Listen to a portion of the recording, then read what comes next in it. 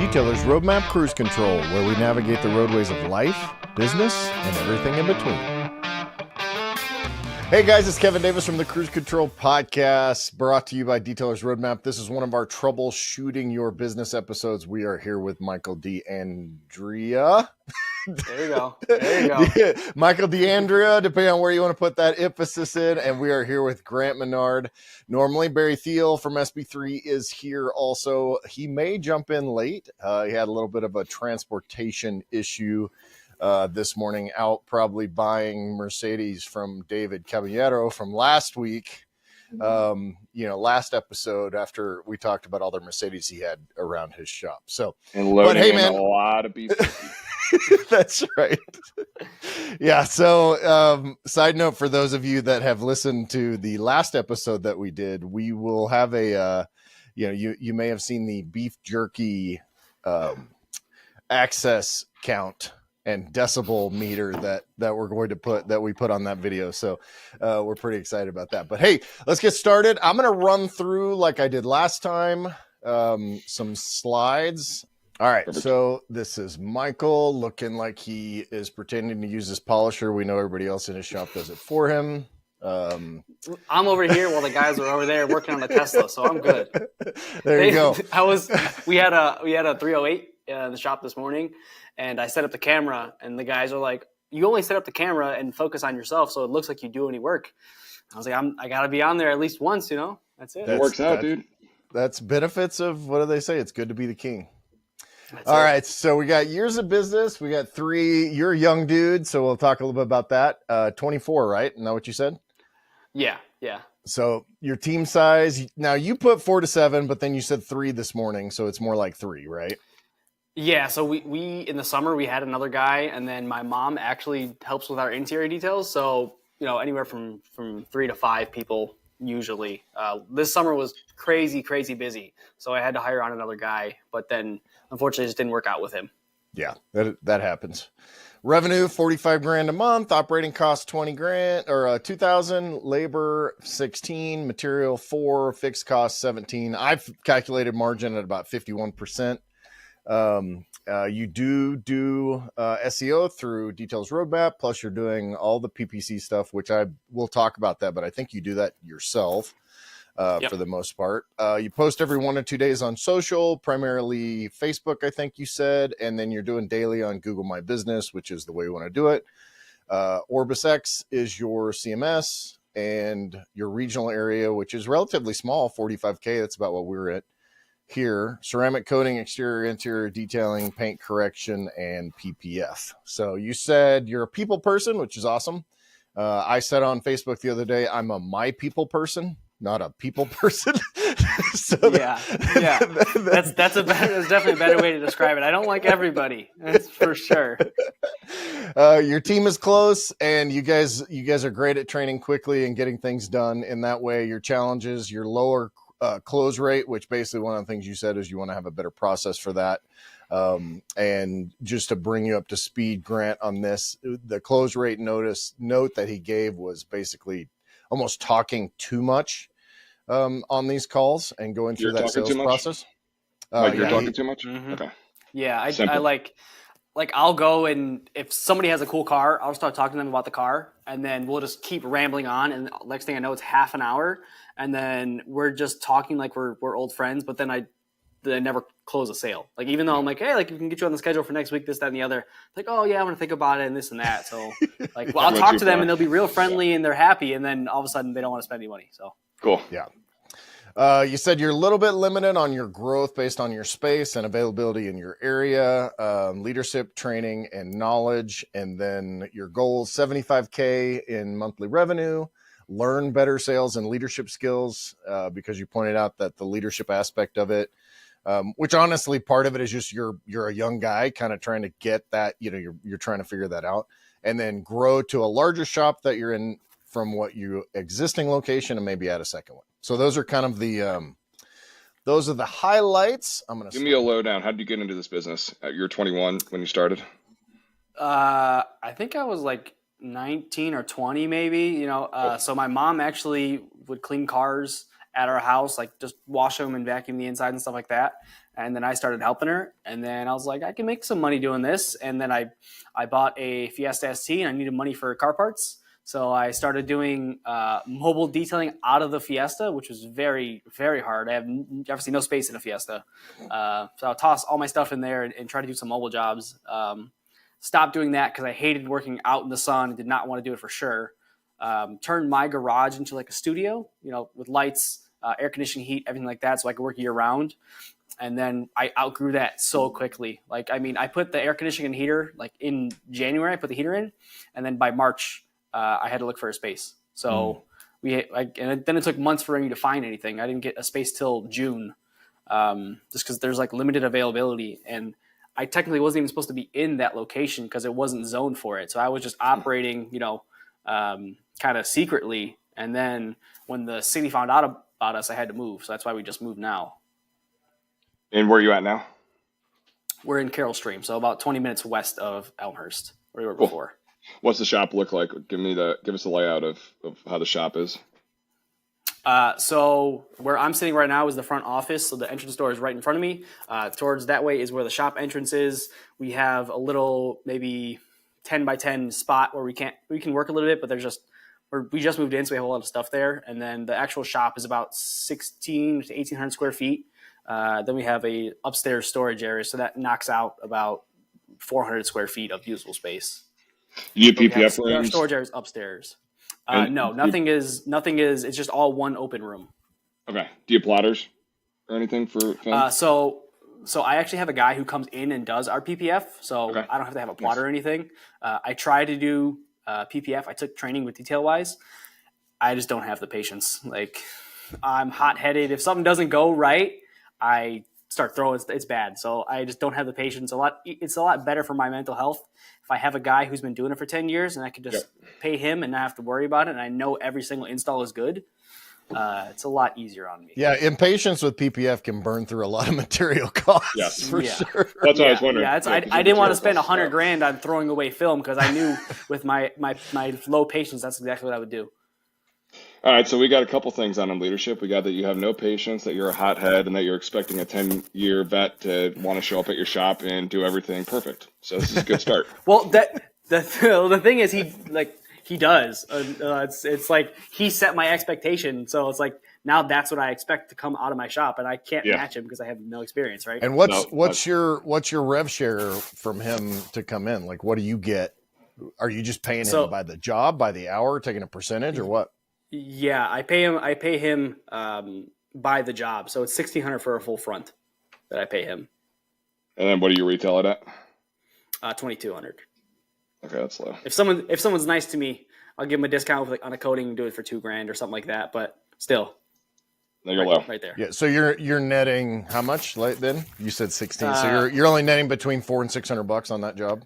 Right. Yeah. So And it takes up how much of your shop? I'm just trying to wrap my head around it. So if you've got this 1,300, so you have 1,300 usable space without the overhang, or no? Because I assume you kind of have a loft set up, right? Based on the way you're So okay. it's 60 by 60 long, 30 wide, and the bump out is maybe 15 or 20 feet long, less than that, So right now the way we have it set up is we have the wash bay right in the front. That's where the best place it would be, right as you come in the door. And then we can stack 3 cars that way if we needed to. If we need to store that many, we could stack 3 cars right on top of each other and probably fit 9 to 10 cars like sardines in there, but still fit. Not workable. So what I'm trying to get at is how much space is he occupying and for how long? Because that'll kind of let us know whether that's $600 to $800 per unit of, per square foot makes sense or not. That's yeah. Good. I mean, he only takes up as many square feet as a car takes, so 200 square feet maybe, right? And then he's out. For a full front, it takes him half a day, maybe a day sometimes. So It's not like it's a whole lot of time. Whenever we do coating and PPF jobs, we tell them hey, drop off on a Monday, pick it up by a Wednesday morning. It's pretty simple process. Are you prepping all the cars for him? Yeah. So I do every single car. Like I said, me and my team will prep them all, and then he'll come in and lay the film for us. How long's prep? It depends on the car. Like this Model Y that we had to prep before I came on took the three of us 15 minutes to wash clay and dry it. So An hour of labor. About an hour, 45 minutes to an hour usually. And then when we polish it, anywhere from 45 minutes if it's like a perfect car for a one step to 2 hours for a one step, and then if we had a two step, obviously it's a couple more hours. So we're not spending crazy long. My goal is to be finished with coating a car before lunchtime. So we open at 8 and I want to be finished with at least the first car by noon, if not before then. Okay. All right, cool. Give me a breakdown, or give us a breakdown of the your fixed cost. So what's rent costing you? Is it the 1,700? So $2,450 in this new spot. It was about $1,700 in the last spot. So $2,450. Yeah, plus utilities. And I haven't gotten our first utility bill because like I said, we just moved in, so yeah. I don't know exactly what it's going to be yet. Okay, so about $2,500, and then we'll add 30% to that. So I'm just gonna do some math real quick. Kev, you have questions? I'm just gonna do some math real quick. Yeah. So if you're billing out, just walk me through the revenue on coating and full front on that. Like what? So if you've got 3 man hours into it on your team for coating, plus you're getting, I'm just trying to get an idea of like to get a car in, do coating and then PPF both. That, kind of walk me through that while Grant's doing some math. Like as far as how much we charge for everything? Yeah. What you're charging. Obviously the costs are relatively minimal on a coating job. So, right.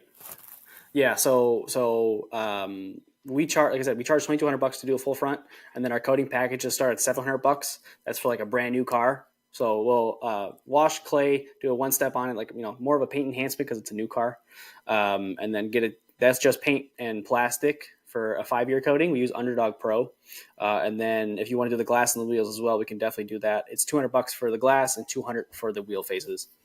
And then if you want a longer lasting coating like Pro Plus, like I have on my car, that starts at $1,100. Okay, bro, why don't you just say that to every person that walks in the door? I do. I tell them that it came out so smoothly because that's exactly what I tell them. This is what I say to them. Yeah. So it's the whole lead up to that. That's where you get a little lost of talking to them for like a half hour. It could be anywhere in that scenario. Like if they call me and say, "Oh yeah, I got an RS5.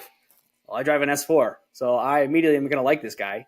So then we start talking about Audi and this and that, and then I give him the spiel. And he's like, "Oh yeah, let me think about it." Okay, all right. I try to be real nice to people and like talk to them and be cool, but sometimes like I just spend way too much time on the phone. Like that's what my guys say is they always tell me I'm on the phone for too long. Like I'm going to see. I think yesterday I was on the phone with a guy for like half an hour and I didn't even close the job. We were just talking. Yeah. But like it's too much. It's too much focusing on the connection aspect of it, which I know is huge. But like there's a balance between connecting and selling, right? Kind of, right? To a degree, definitely to a degree. We can work on that a little bit. We just got to get a little bit more of understanding here. So give us a lowdown. So this $45,000, how is this broken out? The $45,000 a month. So honestly, most of it is coating jobs. Okay. Our peak month, I can look it up in Orbis. It was 67,000 in June, I believe. Makes sense. Yeah, 67,000 in June. That's our peak, and we did a lot of PPF that month.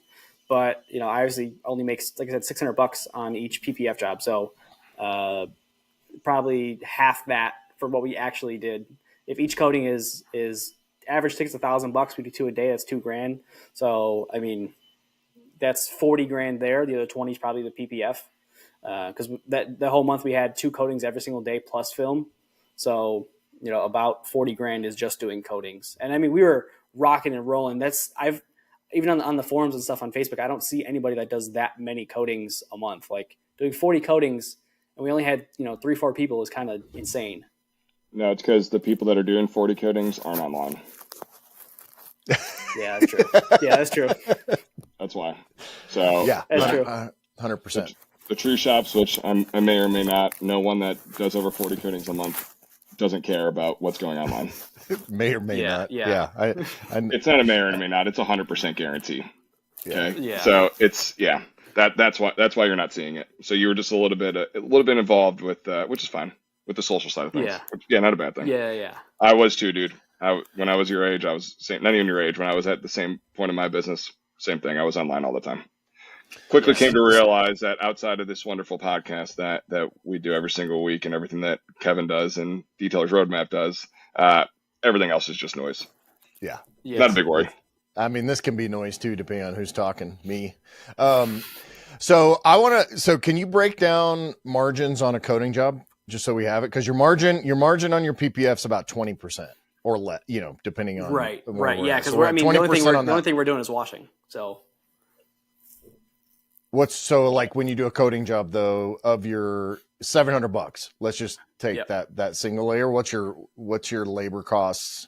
And I mean, I assume with Underdog the coating cost is relatively low, but yeah, super low. So I mean, if we use Underdog Pro, which is our base 5-year coating, a bottle costs $100 or $50. Yeah, $50 for a 60 ml bottle, or no, 30 ml bottle. Sorry, so that's 2 cars from that bottle. So it doesn't cost much at all. So I mean, all in together is probably like $200-$300 in labor and material for that entire job because we get it done pretty quickly. About 55-60% margin on coating. Right. Okay. Exactly. So like, I mean, I understand people charge a lot. They charge more for coatings, but like me, I can't charge somebody. Like I don't feel right charging somebody $2,000 to apply this coating. And then they go through a car wash the next week. And then, then they try to blame me and say the coating didn't work right or this and that and the other. So I try to be realistic. I wouldn't pay somebody $2,000 to do it. So I don't feel comfortable charging somebody that much. But then again, there's going to be a point in time where I'm going to have to raise my prices to something like that. And I just have to get comfortable with it. You may or may not. I mean, your margins depends on the depends on the market, depends on the margins, depends on volume. Obviously, volume. There's a ton of different factors. So I wouldn't don't wrap your mind around saying, well, I just don't charge enough, because it may or may not be true. Yeah. So Mike, so to give you some background on charging, because this is a big topic in our industry, is what should I charge? Like, how much should I charge? Why is somebody like my shop, our lowest coatings, or we charge $2,500 to $3,500 for every single coating that comes through our door. The reason behind it is based off of basically chart number 2 here, which is how much is my operating cost? What's my labor cost? What's my materials cost? What's my fixed cost? All that is so much higher for us because I got 20 plus people that work here. I got 2 people up front. I got 5 people that support the people in the back. We got 16 people back there. There's so many people that are working around one $2,500 job that our margins are basically about the same as yours. We're actually a little bit under the 51%, but the margins aren't too far off. The reality is our guys make a ton of money. They're phenomenal at what they do, and it costs us a lot of money to operate the facility that we're currently in. So obviously we have to charge. We're not charging $2,500 so we can make $2,000. We're charging $2,500 because we have to charge $2,500 to keep up with our margins. Okay, right, that are consistent across the board, across all of our products and services that we offer. So that's something to consider there. Don't raise your prices just because you feel like you have to. Raise your prices. Right. Raise your prices because you actually need to. Okay, not just because you're like, oh, I just want to charge a $1,500 coating. Well, that's not a good business move right there. Let's figure out your margins, see where you need to be at, and then you charge accordingly to that. And if people say no, that's not a problem. We can get over that too. I can go over numbers. Give us a breakdown though. It's $1,600 or $16,000 in labor costs for a month with 3 guys. That seems like a little. So how much? What's your take home? I think I must have entered that in wrong. I think it's supposed to be $6,000, not $16,000. Oh, okay, that's a little different. Yeah. That changes things a little bit. Yeah. So, my main guy makes $51,000 a year. What does that come out to an hour? About 25. So 25, 50. About 25 an hour. Yeah. So, if he takes 4 hours to work on a coating with me, that's $100 there, and I'm around the same pay scale, right? So, I'm pretty fair with how we pay our team here, with how much we can pay. But obviously, the goal would be eventually pay everybody more, make everybody happy, and everybody always wants to make more money. So everybody's happier when they make a little bit more and have a good work environment to be in. You can make $100,000 in a detail shop, but if it's a shitty environment, it's not a fun place to be. The the guy we had for the summer, he was a super hard worker, right? Put his head down, put his headphones on, and work. He just knew what to do. But unfortunately, he didn't get along with the guys, so I had to let him go. It was getting to a toxic work environment. I didn't want to come in every day and have to deal with that. Wow, it's awesome.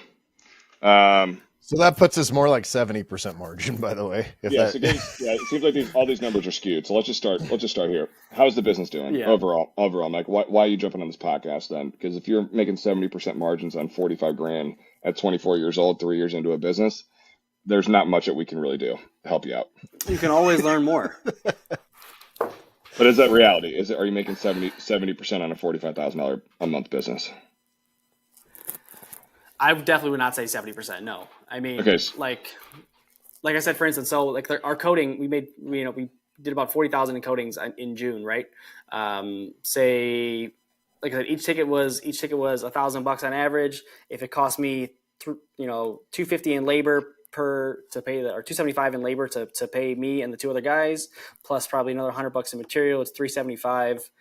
So we net about $625 on that $1,000 package. Obviously before any kind of taxes or anything like that. Is that reality?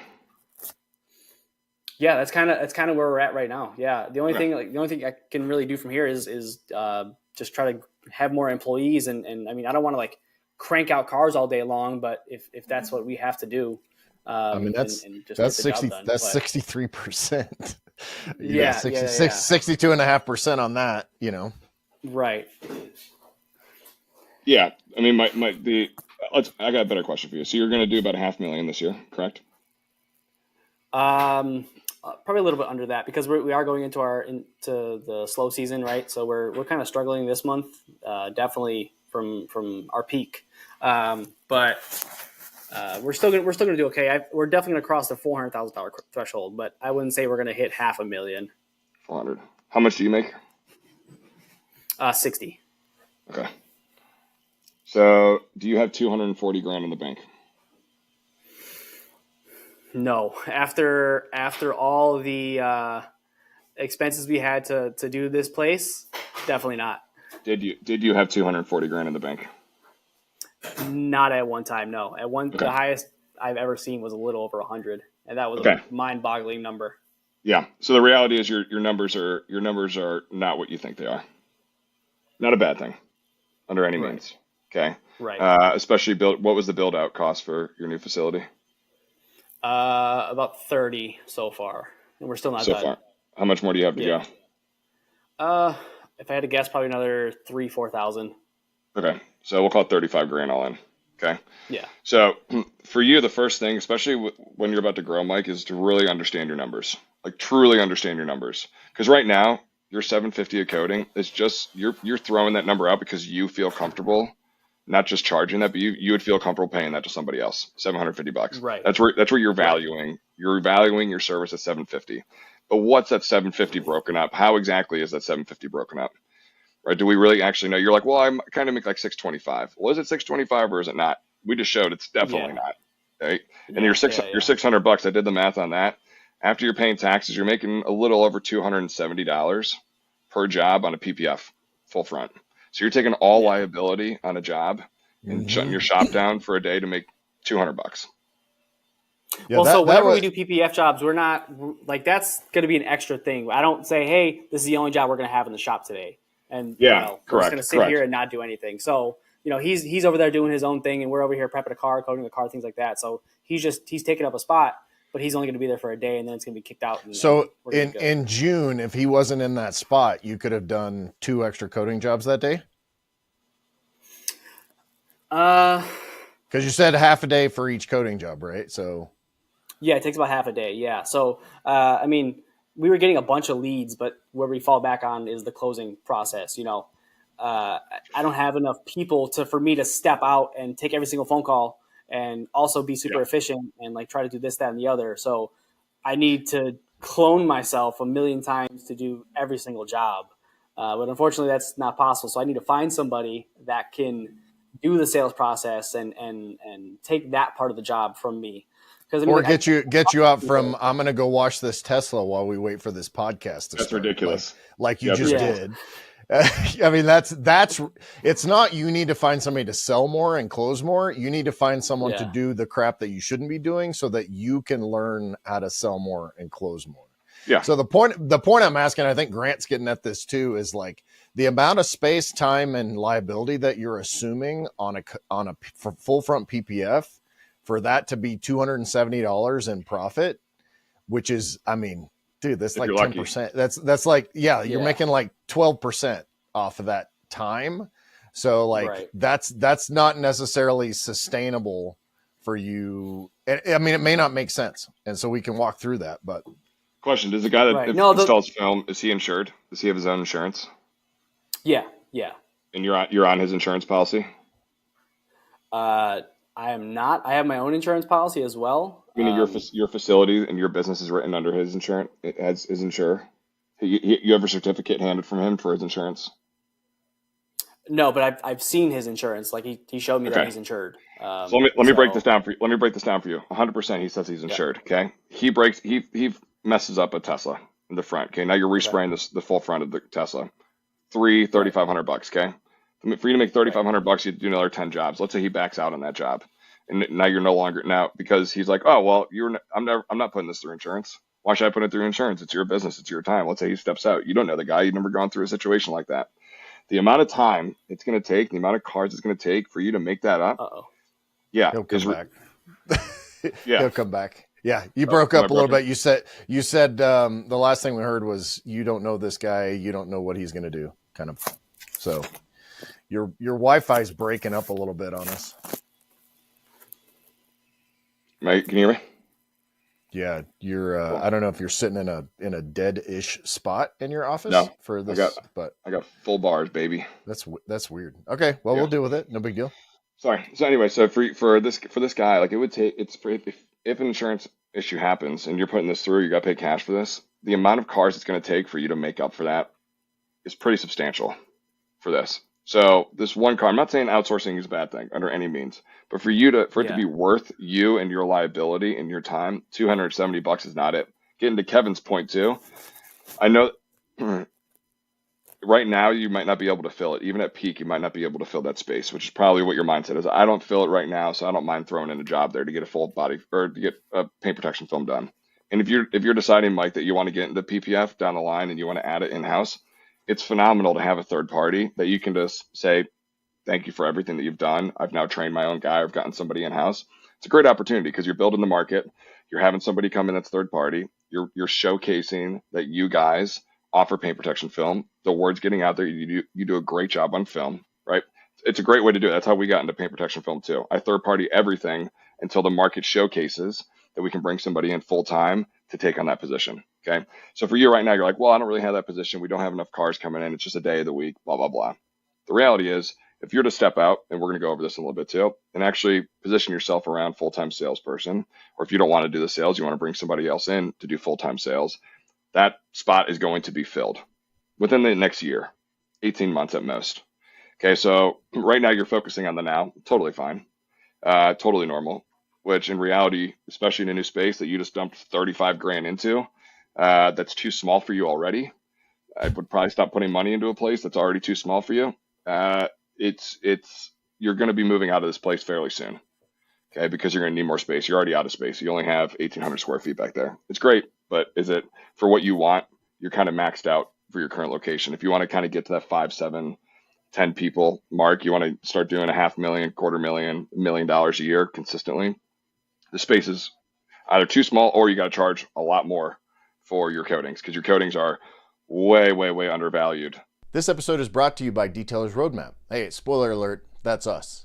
We all know you need a kick-ass website in order to be successful with your business. The good news is at Detailer's Roadmap, kick-ass websites, that's kind of what we do. With the latest performance, designs, and SEO strategies, Detailer's Roadmap is your one-stop shop to be successful on the web. And don't forget, we have the best support team in the industry. Whether you're an existing partner looking to improve your lead generation or you need a brand new website, Detailer's Roadmap is here to help you be successful on the web. So go to detailersroadmap.com/success and get started today. That's detailersroadmap.com/SUCCESS.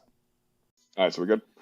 So Mike, so get into the shop space. So you only have so much space right now. The reality is you got to start looking multiple years down the line. And you probably made this move because you had to leave your other location. So you jumped in the next thing. And then you're like, I'm going all out for this without kind of questioning, is this the right space for me? Or is this enough space for me in the next 24 months?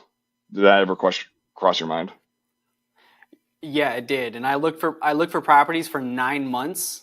And if you looked at my market, I would love to find a spot I was looking for 3,000 to 5,000 square feet for months. Yeah. And there is nothing available. Everybody that I call says they want no automotive use, no anything. Even if there's drains, even if there's a catch basin, everything. Nobody wants anything to do with anything that has to do with cars around here. I don't know why. They just like to demonize us and think we're dirty mechanics. And I show them all of our work. I show them our Instagram, and I say, this is what we do. Like, we have nice cars that come in, and we just wash them and coat them, and we're good. And they want nothing to do with us. So unfortunately, I kind of have really, really slim pickings around here to find a space. And I have this landlord, and he's super open to letting us expand into other spots here. And there's 2 locations that I think are going to open up within the next couple months, anyways, in 2 units here. So we can expand, double our size that Cool. way. Like I said, I was looking for 3,000 to 5,000 square feet because I wanted to grow into it, but unfortunately, it's just not available around here. Yeah, understandably for right now. So the cool thing is that your business is doing really well, and you might not know that. Like doing 45 grand, like having a $400,000 business this year in your 3rd year, like, Yeah. dude, that's exceptional. That's not a small amount or small feat. So you should be applauding yourself for that. That's really, really great. The cooler part about this is that you're paying your guys really well. One of the things I already love about you is that your team comes first, right? The reason that you're a people person and you got a great team and that follows you is, one, you pay them well as being a small business, taking on for 3 of you guys, 3 years in your business to pay not just yourself, but another person over 50 grand. That's damn good. So I applaud you for that. That's awesome, dude. So let's get back to where we're at. So when we were at 67 grand, that peak month, was that 100% capacity 100% of the time? Yeah, we were doing 2 coatings a day, and even like prepping 3 cars a day with a PPF job. So with our last shop space, we only had 1,200 square feet. We can only fit 4 cars in there. But when there's a lift in there, so you can't use that one bay. So there's really only 3 usable spots. And if we have to wash, it's going to be outside, and we're not really supposed to do that because it's not going into a basin and all that. But so we could work on 3 cars in a day, and that was kind of our max because obviously we have to let the car sit overnight for them to cure and everything. Can't really pump out anything else than that. What did you do last year in business? 130. Whoa! And that was out of my growth. house. That's a big growth. That was out of my house. That was sorry. So January through June, that was in my house. June through December was in the shop. The smaller 1,200 square foot shop. Right. Correct. Wow, dude. So you went from 130 to 400. Yeah. And that was, so I've been doing this a long time, right? 4 or 5 years. And I've always worked another job while I detailed. Always, right? So I used to work at a grocery store, work 5 a.m. to 1, then go detail after work, right? And then I quit that, and then I would work 6 to 2, and then detail after work at my house. I always detailed, with another job. So I was working all day long. And I finally got to quit my job, earlier this year to pursue this full time. So I'm super happy and thankful that we grew fast enough, and for me to be comfortable enough to do that. Yeah. So obviously you quit. Go ahead, Kev. I was just going to say, I want to pick up on something you said and give you a compliment about it. Because you made the statement, I've been doing this for a really long time, 4 or 5 years. I giggled too. I saw great. No, but like what I'm complimenting you on is that's a confidence that you have in your ability to do what you're doing, and you're actually showing that, right? Because what we hate hearing whenever I talk to someone, they're like, I've been doing this for 25 years, then pretty much everything they say after is either old school thinking or complete BS. And so for you to be seeking this out and still in your mind think, I'm I'm a professional at this, and I'm working towards something better. I just wanted to compliment you on, because I know people will listen to this and be like, what the hell is he talking about? I've been doing this for 87 years, whatever. So Yeah, then they go grab their DeWalt rotary and go ruin a car. That's all. Hey, one of the best shops in this world to that point, because that was a little jab at people. All right, so one of the best shops in this world, Metropolitan Detail, rotaries every single car, and they're I'd say the most successful detail shop to ever hit the U.S. So don't discount the rotary. Well, most of the guys I know with rotaries, young buck. But they're not old. Every single person's our age. There's not one person that's in that shop, I think, that's over 40 years old.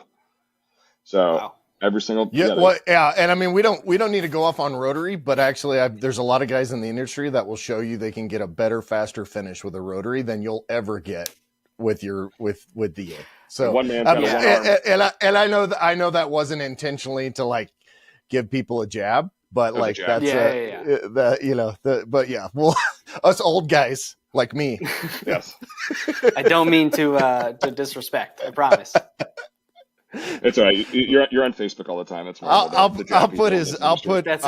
I'll put Mike's personal phone number and email address in the show notes in case you want to reach out to him. Go ahead, call me. Let me know. I'll talk to you for half an hour. That's great. Cool. So, leaving your full time, going all in, attributes to this $400,000. The location, sure, you got a little bit more space, but that 3x basically is what you did. Is because you went full time. You're not 40-hour a week consistently. Yeah. Right. Cool. All right. So let's kind of get to what your goals are. Your goals are $75,000 a month. You want to learn some sales and leadership skills. No problem. Grow to a larger shop, second location. Also can see that already happening. What's the $75,000 mean to you? Why $75,000? I mean, honestly, like, I didn't have an exact reason for that number. It was just kind of, it sounded really good, and I would feel pretty comfortable, like, man, this month has been our slowest month, right? It's October. It's getting cold here. Nobody wants to get details, right? Every day I wake up and I have stress that I'm like, okay, to make sure we can pay this, make sure we can pay that, make sure all the guys are good. Like, every morning waking up with stress sucks. And I feel like I could at least relax a little bit. And with 75, I can pay somebody else to take one of the jobs off my hands and be comfortable. And really, I like talking to people and I like doing sales, but I think where I really want to go is to do our social media.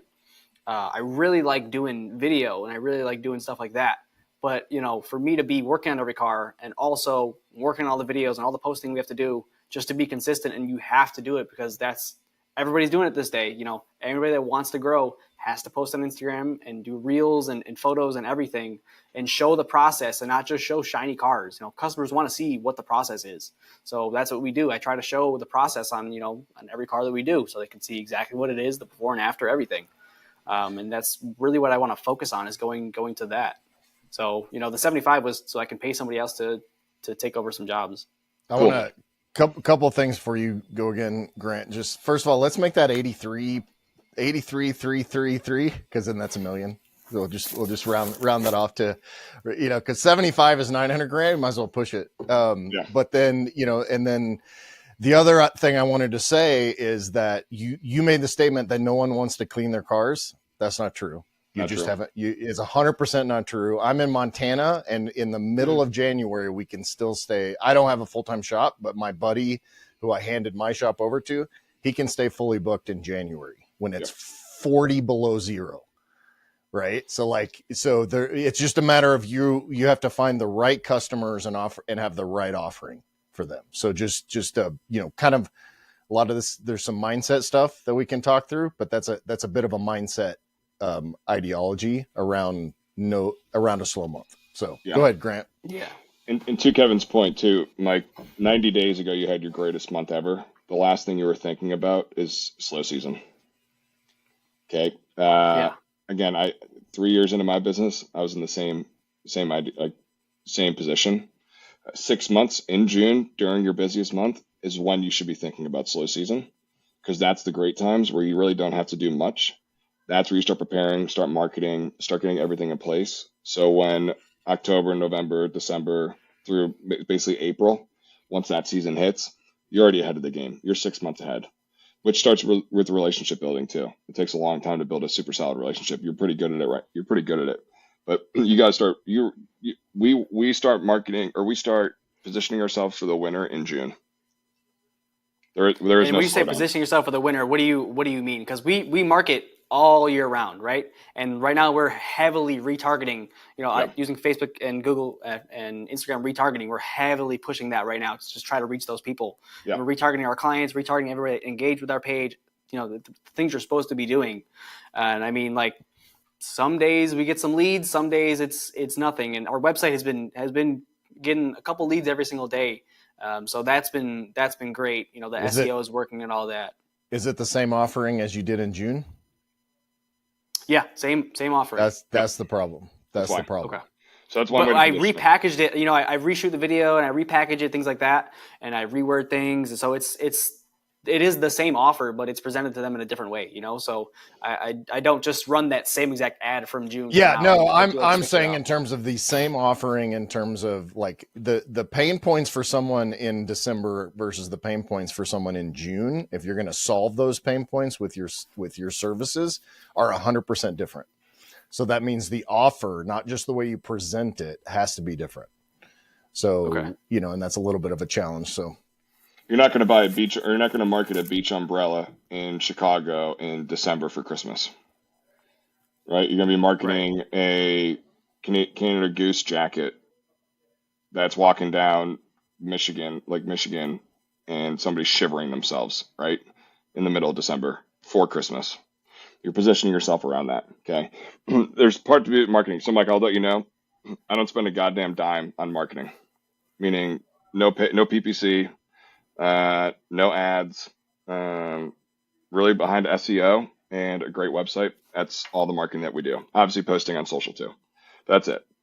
So we're able to stay super solid year round without spending a goddamn dime.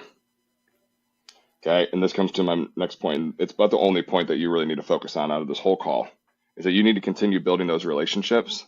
You got to build them with the right people. Because right now your relationship skills are super solid and you're really great at it, and having these conversations are awesome. But from a consumer level, you're going after the consumer, which is awesome, right? But they're bringing one car to you. Take your relationship skills and go and build it on somebody that has 15, 20, 30 cars coming in a month. You get what I'm saying? I have never met somebody. I lied. My landlord just introduced me to a very, very high up person at Coca-Cola and Nestle. So that's a really good connection I made there.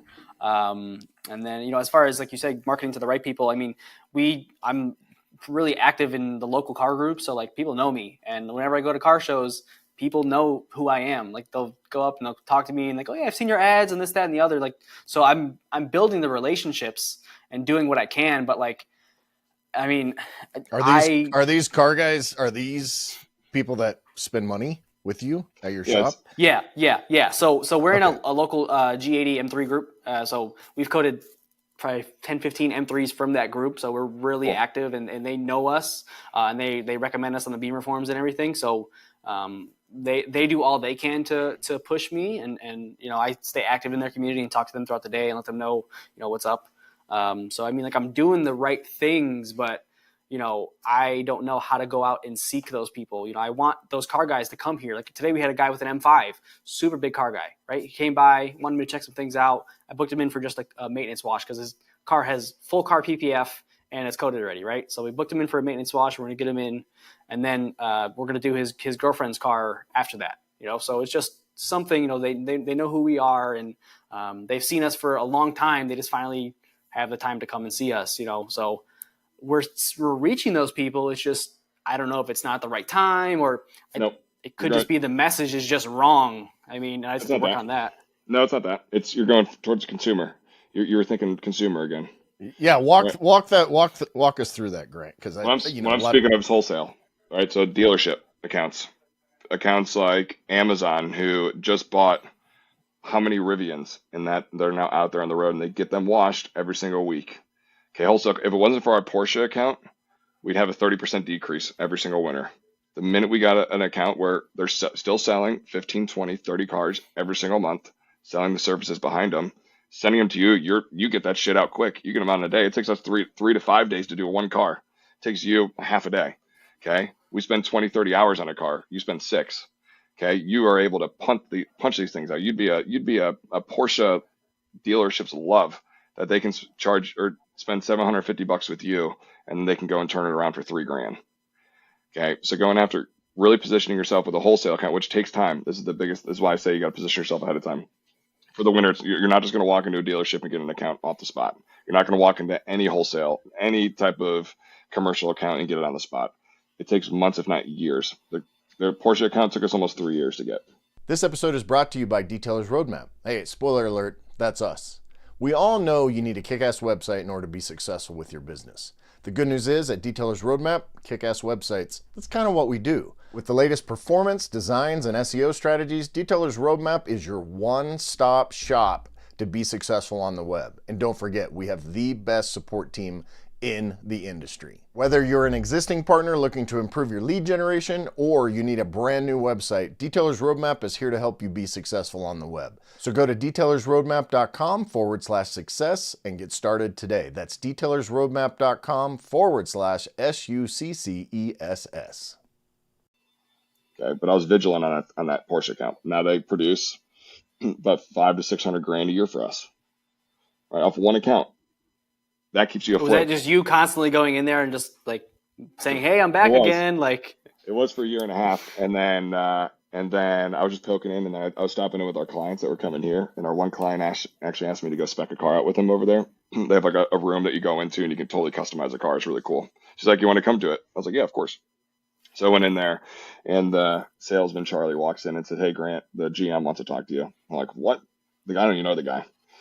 And I walk in and he goes, "Hey man, you've been taking a lot of our cars that have been coming here. Customers continue to say your name. You do phenomenal work. The current people that we have do not do good work.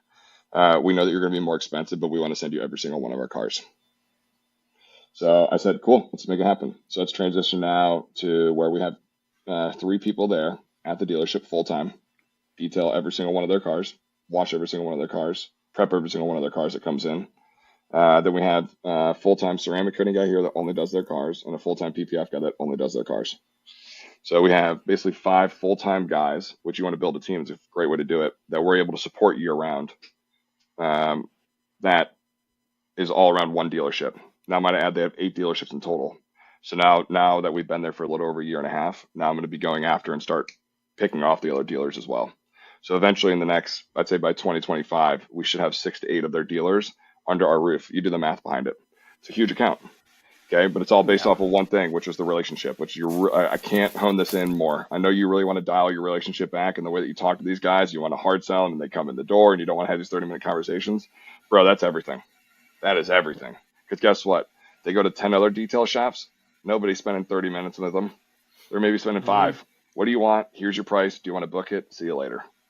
Okay. The customer relationship that you're building right now, dude, do not let that go ever. If it wasn't for the relationship that we have with all the people, there was no way that we would have gotten that Porsche account. Guaranteed. 0 chance that we would have had it. The idea around it, everyone kept talking about us. It was never about our job. It was about my Mikey, my Claire, my Jim, right? Myself. That's what people were telling the story about to Porsche, where they're like, well, I got to meet these people. And then it got to the point where it's like, fuck, we're losing so much business. We got to bring these people in. And they sell Menard services there. Our name is on every single car. Thank God to the software system that we use too. It's VINed, right? So every car that comes through here, Menard Premium Detailing is on the VIN from day one, before Porsche even touches it. So our name goes on before they even do their PPI. It's pretty exceptional. So these are great ways. And every single wash that comes through the door, our name's on it. It's just a really good way to build a relationship with them. And then obviously from the marketing side of things, you can now market a dealership that you're doing every single one of their cars, Porsche or not. Could be a Toyota a Toyota place. I don't care what it is. It could be Honda. It could be Kia. I don't care. Give me any dealer. It's awesome. And then you can market it properly and people will trust you because of that. Oh, it's Mike's place. Oh yeah. I heard that he does every single Toyota. He does all the Tacomas and 4Runners and Tundras. Right. You see how this is going? The other side of it though is it gets you through these slower months because they always have cars coming in. They always sell them. You don't have to do anything but install. It's great. And that's a good example of having the conversations with the right people. The right people. These 30-minute conversations, if it's with, somebody that literally is just there because he likes talking about his car and has no intention of ever doing business with you or anybody else, then that's, and those are hard to identify. But yeah. So let's get into some bullet points here for you moving forward. Cool. Before our next call. Are you good with that, Kevin? Yeah, let's go. Cool. So the main factor here that I'm seeing is that you want to build a $75,000 a month business. We bumped that now to $83,000 a month. That's your goal.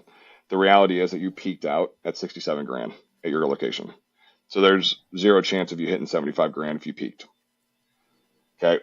With what you currently brought in. So there's two ways to look at this. There's one that you need a second location, completely viable. The other side of it is that you just need to charge more, which I would probably go for option number 2. That you need to charge more. You're super low.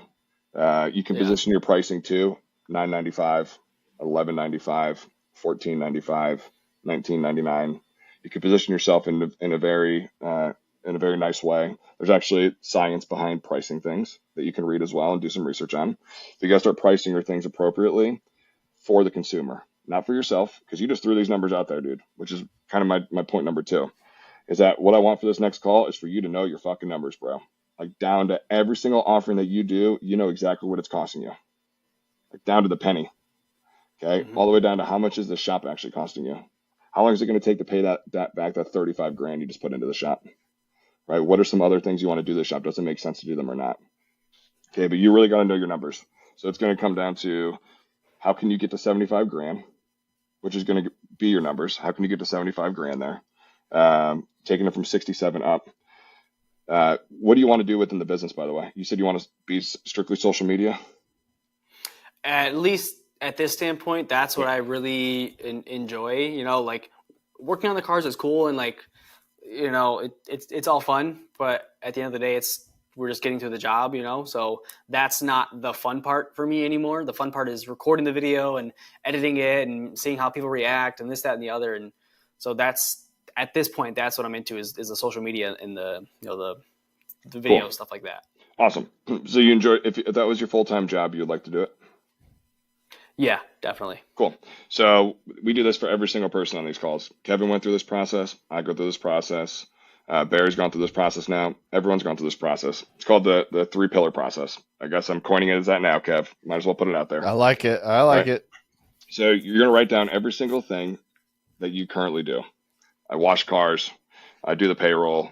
I order PPF and coatings. I call our third parties, our contractors in. I pay rent, whatever it is. Write down everything you do, all the way down to I take the trash out. Okay, I fill up the paper towel holder. Whatever it is that you do, you got to write down everything. Then you're going to build 3 columns up. The first column is going to be I love to do this. This is all I want to do. This is like the perfect position for me. This is what I love to do. Every bit of the business. This is exactly what I want to do. Okay. The second column is going to be I don't mind doing this, but I don't want to do it forever. But I can do it right now. But eventually I'm going to want to put somebody else in this position. And then the third column, Mike, is fuck you. I don't ever want to touch this shit again. This is the last thing I want to do. I hate doing this. Every time I think about it, it just aggravates me. That's the FU column. That's a fuck this.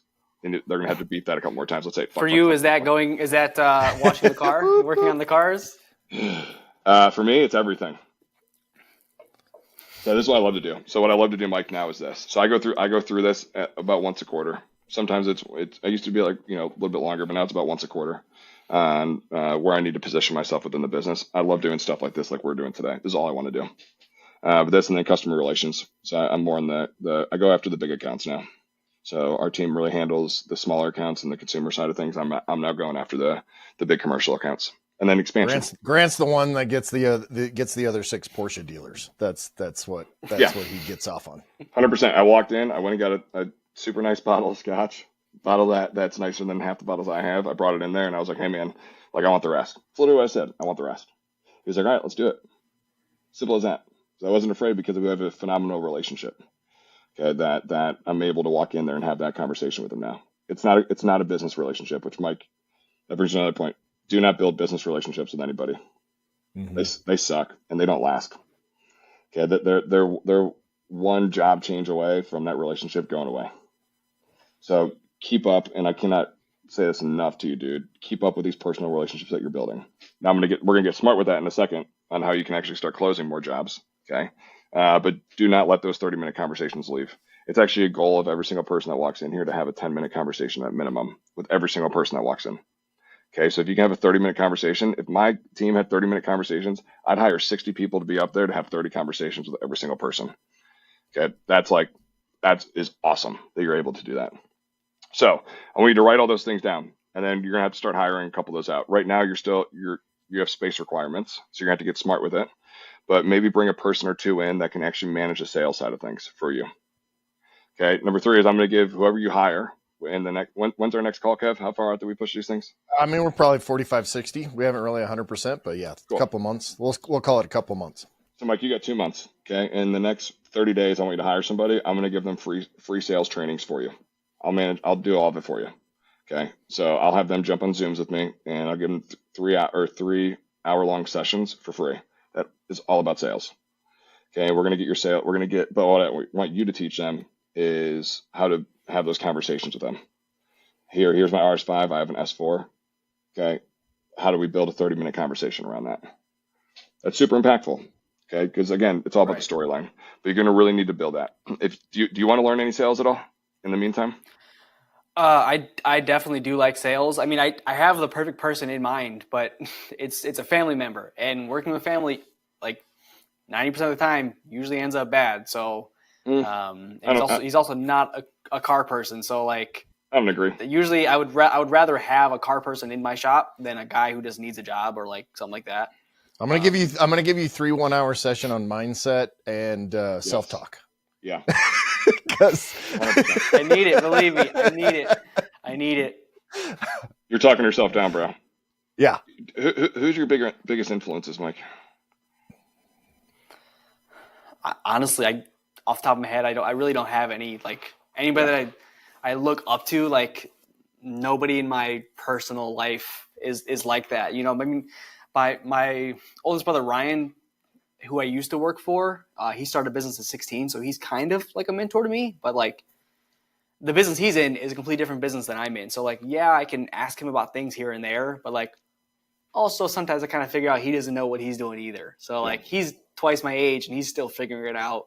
So I mean, I really don't have somebody in my life that's like, I look up to this guy, I'm close to him, this, that, and the other. What was your upbringing like? Fine. I mean, I have 3 brothers and a sister. They're half siblings because they have a different dad than me. But that never affected us at all. We're always pretty close. I mean, I'm not super close with my siblings, but you know, we're fine. Like, you know, I'll text them, we'll talk and everything like that. But we're not like super close. I was closer with them when I was working with them and obviously seeing them every day, so it's a little bit different. But now I only see them a couple times a year. Okay. To that point, I disagree with not being able to hire family. My brother and my sister work with me, and it's the greatest thing that's ever happened. You can set boundaries though. So if you want to hire, if you think is it your brother you said that you would hire? No, my cousin. Your cousin, actually. Cool. So Yeah. if it's your cousin, as long as you set boundaries there, that you both will absolutely love it. Potentially. And if it doesn't work out, but here's the thing, you gotta treat them like everybody else. Right. Okay. But you also have to treat yourself like everybody else too, which gets to leadership skills here. You have to have the same respect for yourself that you have for your team at all times. You're never above them under any means. You don't have the ability to talk down on them. You don't have the ability to talk to them kind of like what Kevin's getting at here, like you're talking to yourself. Okay. You have to treat them with the highest respect, like they are part of the team, because without them, there is nothing, as you can kind of see here. Okay, without that team that's out there, there is no shop anymore. Okay, it's just you again. But you have to treat them with pure utmost respect at all times. You're on the same level as them. Mike is on the same step as me, all the way, always. You have the same respect for yourself. You're paid just like they are. You take a paycheck out just like they get. So anytime, if you need to be ridiculed or you need to be brought into the office and you need to be talked to yourself, you have to have that respect for yourself to do that. Okay, at the same rate, if you did an exceptional job and you crushed it and you killed it, you got a huge contract that's now going to push you guys to the winner, well, guess what? You got to be celebrated. Same respect goes for your team. The only reason I have a great team here is because every single person is, I treat them like family, and they do the same to me. I'm not a boss. I'm barely even an owner of this place. Okay, I'm barely even here now because they do such a great job. Okay, we got to build a family. That's the easiest thing to leadership is just treating them better than you treat yourself. Way better than you treat yourself. And if you can do that, you're going to have a great team that's going to believe in you and it's going to want to be part of it forever, no matter what they get paid. Pay is not everything. I know you pay your team really well. Pay is not everything. Family is, though. You could agree to that. Okay. So for leadership, I really want you maybe to jump on with Kevin too. Let's get some leadership and some self-discipline and some self-talk. Because, dude, you've been talking yourself down and you should be talking yourself up this whole time. You are doing so freaking well. It's not even funny. And you should be giving yourself a major hug for that and a major pat in the back. And you should be celebrating it every single day. The reality is, Mike, you really don't need us much. You really don't. You're doing like you have almost all your shit together here. The only thing that's missing is you, bro. I'll just point out that when I met with Grant the first time, he did not tell me that I already had all my shit together. Just so. And I don't either. Hey, Listen, I definitely don't. I don't think I have all my shit together. I'm still learning every day. That's why I do what I can, and which is part of having it together. That's part of having it together. Yeah, that's the thing. Yeah, Mike, there's I do treat my guys very well. Like even we got a whiteboard that we just put up the other day, and cracking a bunch of jokes on there. And one of the lines one of the guys wrote was like, if you forget Mike's the boss, he'll let you know, like joking around, because I'm always like messing with him.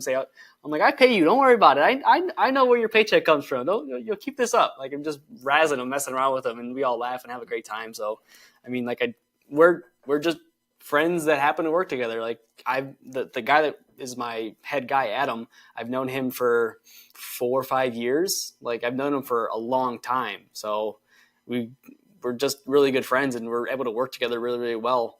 But I don't know. I try to be as nice to everybody as I can. That's if you look at our Google reviews, the main tag that you can search by stuff. The main tag is like customer service, right? That's like one of the highest ones. Everybody always writes about our customer service because I just treat people nice. That's the only thing you have to do to have like a pretty successful business. Like as long as you have people coming through your door and you're nice to them, then you're good. If you don't have people coming through your door, then you can't be nice to them, obviously. But I mean, just treat everybody like a person, and you should be okay. 100%, man. You got that spot on. That's for sure. And like I said, you're doing a great job. You know this already, and you might not, 100%. But now you do. Okay, so man, this month has been like, because I was looking back at the other months, and like every day I wake up and I look at like the schedule, and I'm like, man, the schedule's empty. Like we're filling up slowly here and there. Like I'm sending out some email and text blasts to our customers to get them in before, for maintenance washes and things like that, just to at least have a couple bucks in our bank. But waking up every day and like immediate anxiety and stress sucks. Like it's not fun at all. So if you follow that 3-tier system there, Mike, right now the sales is your responsibility.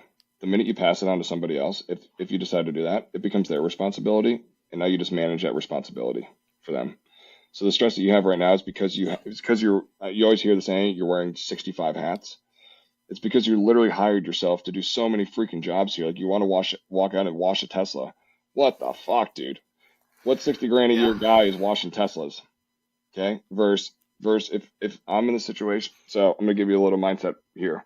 You're in a situation where you have only like barely any jobs coming in. The last thing you should be doing is going and hiding behind that wash and hiding behind that Tesla. Okay, because that's what you're doing. When you're walking out there and spending that 20 or 45 minutes that you're doing to prep that car, that's 45 minutes lost in opportunity to get somebody else in that door. And it's just hiding. All you're doing is you're just hiding behind that car. Dude, so many people do it. I did it. Okay, it's totally normal until somebody called me out for it and said, "Why the fuck are you hiding? Your business could be so much better if you'd spend that 45 minutes on actually calling clients." Like, do you have a follow-up process for these people? Yeah, so most of the follow-up is done automatically through Orbis, and I'll call people and have conversations with them. But like my follow-up process is dialed. So I'll take you through the process, right? Let's hear it. we so Buckle most up, of our Mike. Yeah, let's see how dialed this is. yeah. Well, all right. So most of our leads are from Facebook and Instagram, right? So we use that. Goes through Zapier, goes to Orbis. Instantly, they get a message. Hey, this is who we are. This is who I am. I say, hey, this is me. I'm the one who's going to be taking care of you. And then it sends a photo of me working on a car, so they know who I am. And like, oh, they can connect me from the video to that picture, right? Cool. And then an hour later, they get another message saying, hey, here's our reviews. If you haven't had a chance to see them, boom. By the next day, I'll make sure an estimate is sent out. Before we open, I try to do all of our estimates, send those all out. And then 2 days later, they get a follow-up. 3 days, 5 days, 7 days, 2 weeks out, they get follow-ups each time. And then I tag them, whether they respond, whether they answer a phone call, things like that. So we're pretty on them about trying to make a decision, for as far as leads. So we try to warm them up pretty well. But Facebook leads are very, very low quality, and around the board, it seems like close rates are about 10 to 15% for those people. So they're not the right people. Dude, that's better than most people get. You're looking usually 7 or 8 or less. That's so I mean, if you're pulling 10%, should I sick Grant on the automation process? I'll tell you to buckle up a little bit, Michael, because he's going to tell you exactly what I would probably tell you too. So go ahead. No, Kev, you tell him, and I'll follow it up.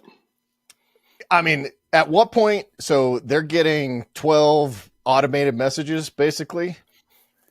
So that is just like a follow-up that if I don't send them a message, right? But I've seen stats and it's kind of proven that people need to see you 7 to 10 times before they take action, right? So I want to make sure they are taking action to make sure we're always on their mind. If they submitted 2 weeks ago and they just been busy and they forgot, and then I send them a message and I'm sorry, I've been busy. Let's get on the schedule. I always try to stay on top of their mind, and we're constantly retargeting them, so we're constantly reaching those people. Well, let me say that it's a pretty good thing. Let me say this. First of all, I am the sales funnel king. I do sales funnels all the freaking time. Like that's a major part of all of my brands and all of my businesses. So I get that part. Here's the disconnect as I see it, and Grant can comment on this. The thing that you're absolutely best at is talking to customers. The thing you're absolutely not doing is talking to customers right away. So like all the automation in the world that you've got going on is great. Like that's the touches, but there's a missing link of the most important touch that they could get from you in particular, right? Is that what you're going to say, Grant? 100%. Could not agree more.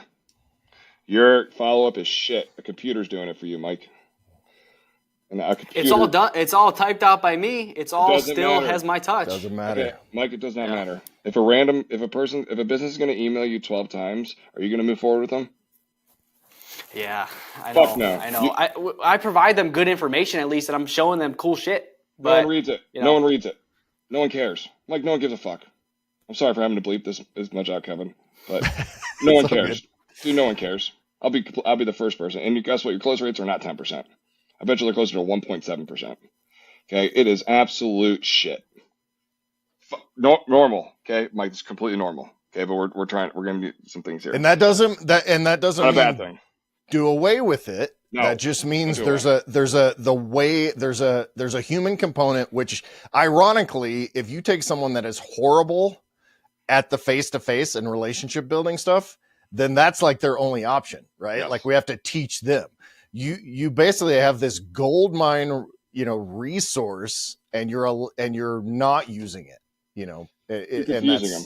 They're getting completely confused because they're having a super personal relationship with you, and then you put them into a funnel. So then they're confused. Wait, I just had a great conversation with Mike. Everything I read online was all about the communication that Mike has with me and how he's just super passionate about what he does. And then it's like, now a computer's talking to me. Now I'm all AI'd and I'm doing this Facebook stuff and I'm getting all these messages and these emails that are automated because I send an email at 9:01 p.m. and now at 9:01 p.m. for the next 12 days, I'm getting an email at the same time every day when I'm laying in bed. Okay, it becomes automated. No one likes automation. Automation is just shit. When you call in to go to an 800 number and it turns to a computer, and what are you clicking? 0 until it finally it's like, oh, okay, this person just wants to talk to somebody. Okay, nobody wants to talk to a computer. Don't stop doing that. Don't make that your follow-up. Your follow-up has to be you or somebody, a salesperson, or just somebody that's super kind and super, that is willing to not be afraid to call them. But Mike, you have to follow up. So here's the follow-up process. I implement this to everybody, including here. Your follow-up process is if you talk to the person before 2 p.m. that day, you follow up with them that night, the next day, that night, 1 day for a week, every day for a week, business days, 1 week for a month, and then 1 month forever. So go over that. So if you talk to them before 2 p.m., you call them that night. If you talk to them after 2 p.m., you call them the next day. Then you call them every single day for a week, 1 day or once a week for a month, once a month forever. Okay. So in that first month, you're going to have 11 touch points with them.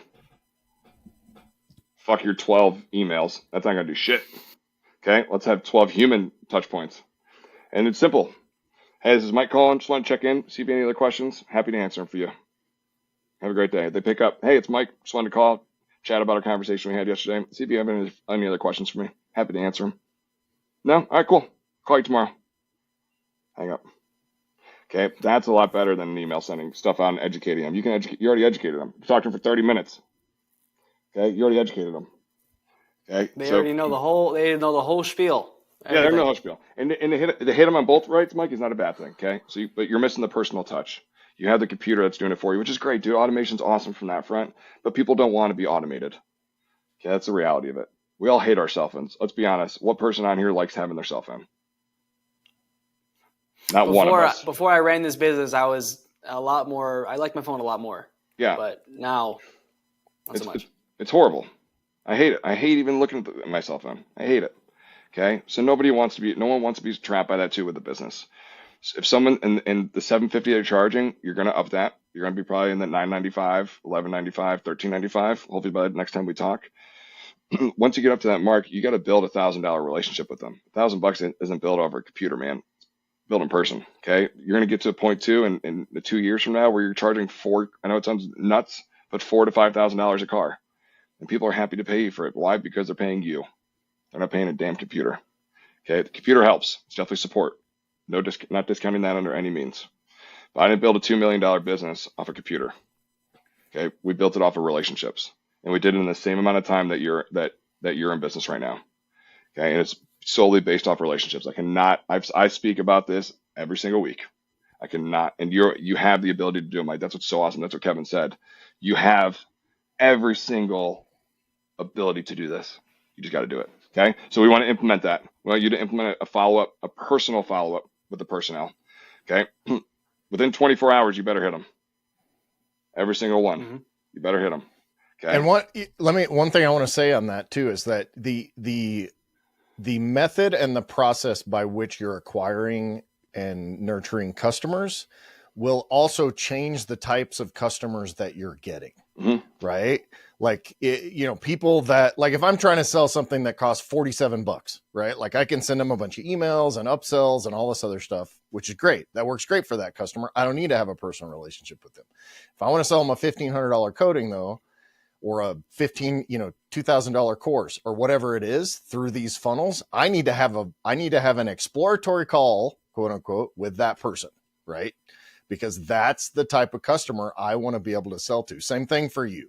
You don't really want to attract the kind of customers that are most attracted by automation, email funnels, all that for your business. So I think that what you'll find is that the quality of customer that you're going to get by following more of a personal approach is going to be way up. 100%. Yeah, it's a great point, Kevin. So Mike, you got a lot of great things. Like we said, you got a lot of great things going for you. So we're going to go back over. You're going to figure out your numbers first. Every single product and service that you offer, we want to figure out what are your true margins. Okay. Cause your margins are definitely skewed based off of here, especially if your labor cost is only $6,000. You'd be closer to 7. I think I typed in a one on accident and didn't double That's check. fine. That's all good. That's all good. Not a big deal, dude. So that's the thing though. So your margins on here are looking like they're 70, but in reality, it's much lower. Not a bad thing. Like it's not a bad thing to run lower margins. Okay, that just means we just got to boost revenue. There's very simple solutions to a lot of this stuff. I know it sounds like it's tough. It's really not. It's a very simple solution. So we just got to build your, obviously, if your margins can't rise, then we just got to build your revenue. Okay, simple as that. So we're going to really want to get your numbers dialed in. And then what I want you to do after your numbers are dialed is, okay, what's it going to take to hit $75,000 in 1 month? Just 1 month during June. How do we hit that 75 grand in June? And here's how it's broken out. Here's how much paint protection film we have to do. Here's how much ceramic coating we have to do. Here's how many details we have to do. Do you do window tint too? Not yet, but I just sent my guy to training for window tint. So I want to give him some French cars and just some cheap jobs so we can get more experience before I handle it to customers. Awesome. So how's that 75 grand broken down, and then how do we take that 75 grand and now move it to 83,333? .3333367.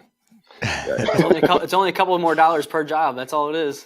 It is. Yep. And Mike, here's a really easy way to look at this. I call it the cost per job. What's the average cost per car that's coming through your door?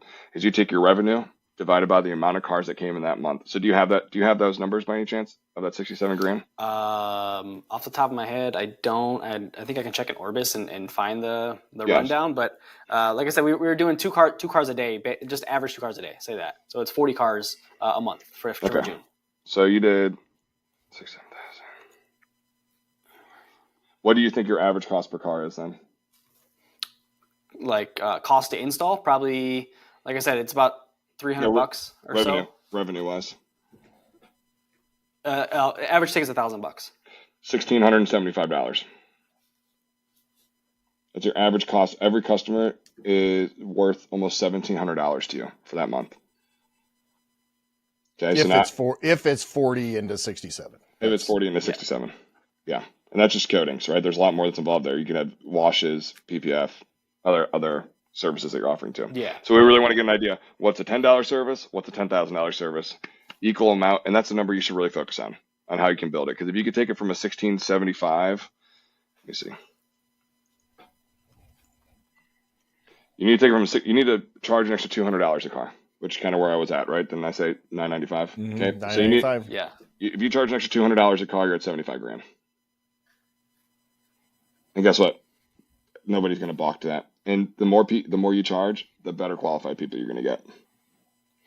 Yeah. Originally, so check this out. When I originally started out of my home garage, I was charging $600 for a wash, clay, one step, and a coat, just so I had some job, just so I can get something, in the shop and get some reviews growing. Now we have over 250 reviews, but like, I don't know. We're like on par with all the other shops around as far as reviews and everything like that. It doesn't matter. It doesn't matter. Right. Right. Doesn't but matter. I mean, we're average. We're competitively priced. We're around here, a bunch of Teslas, obviously, right? And we get a bunch of Model Ys, and they're all like, "Oh yeah, this guy's going to charge me $500." And I said, "Awesome, that guy can do your $500 job. If you want to come here for a $1,000 job and have it done right, I'm more than happy to do it for you." But like, yeah, but that's not the right calls approach. I get. Okay. It's not the right approach either, right? To customers, you can't talk down to other shops. You got to promote the other shops. That's awesome that they can do it for $500. That's great. I love that. Who's doing it? Oh, 500. Oh, that's awesome. He does a great job. Obviously, we're a little bit more. We have a super qualified team that's here. But if it's $500, I mean, hey, go ahead, go get it done. Sounds like a great deal for quality service. Go ahead. Great. Go ahead. $500. That's awesome. So you can get to this really easily too with a sales process, which I'm going to go over. I'm not going to do on this because it takes a little bit, but we're going to go over with whoever it is. Might it be you or somebody that you're going to hire before our next call to really start honing them in on the sales process. For your sales, though, what I want you to do, Mike, is I want you to understand the customer and for them to have a full conversation with you about what they need done to their car, what bothers them about their car, what are they going to be using their car for, what do they love about their car, why did they call you, what services are they inquiring about. Okay, this is moving forward. Once you have all this information with them, you take all their information down in Orbis X or whatever system that you utilize, and then you're going to get them scheduled. And say, okay, would you like to be scheduled for this? And then you start talking to them after they're scheduled. Then you can spend the other 20 minutes with them talking to them about why your RS5 or why their RS5 is shittier than your manual S4. Okay, that's where you can jump into that conversation. Don't do it beforehand. Okay, qualified leads, qualified person that's booked or at least has a proposal in their hands. Then you can jump in and spend the next 20 minutes with them discussing cars. Okay. Not saying you don't have to beforehand, because that's obviously important too. But for this right now, we're going to blitz this where it's going to be the total flip. We're going to get them dialed. Here's what we do. Here's what you want. It's still 10, 15 minutes, man. And then you can progress after that. Once you built the trust with them, then you can progress over to talk to them about their car for the next half hour. I do. Okay. I have a couple questions. First of all, I assume you listen to Grant's podcast episode. If you haven't, go grab that because he walks through that. So go re-listen to it because it was awesome. Great information. Secondly, when you describe ceramic coatings to your customers, are you telling them the brands? Or are you just saying ceramic coating? If they ask, I'll inform them a little bit more, but I'm not selling this coating. I'm selling the service. Okay. And I'm not going to talk badly about any brands, but even the very top tier, super brands, I don't usually tell people what brand it is. We use a multitude of brands, and Grant, you can speak to this too. Yeah. But there are certain brands that just their overall brand image may not fit certain price points. Right. So that there's, you have to keep that in mind in terms of when that information does get in front of the customer, what it looks like. And I'm not bad mouthing Underdog Coatings. Like I don't really know that coating in particular, but just be aware of, if you want to hit these big price points, the brand name that you're actually pushing does have to represent that price point, just like your own brand. Yep. To a degree, 100%. Mike, do you sell years? Is that how you kind of position it? This is a 5-year coating. This is a 7-year coating. Yeah, I mean, honestly, I sell Pro as the 5-year coating, and I'm like, hey, listen, if you want the best stuff that we have Pro Plus. It's rated for 10 years. It's the slickest, glossy stuff that we have in our shop. If you really want your car to look as best as it can, that's the coating you want. And like, if someone's a car guy, they're going to want that car.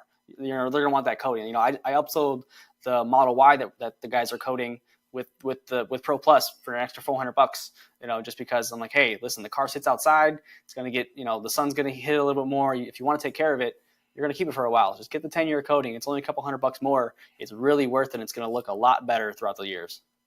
And what happens in 3 years when it looks like shit? If the customers take care of it, it still looks good. I mean, like, what if they don't? Then, we recommend they come back for a maintenance wash every 6 to 12 months. And if they do that, then we'll keep the coating looking good. We're gonna wash it, decon it, top it off, and make sure that the car still looks awesome.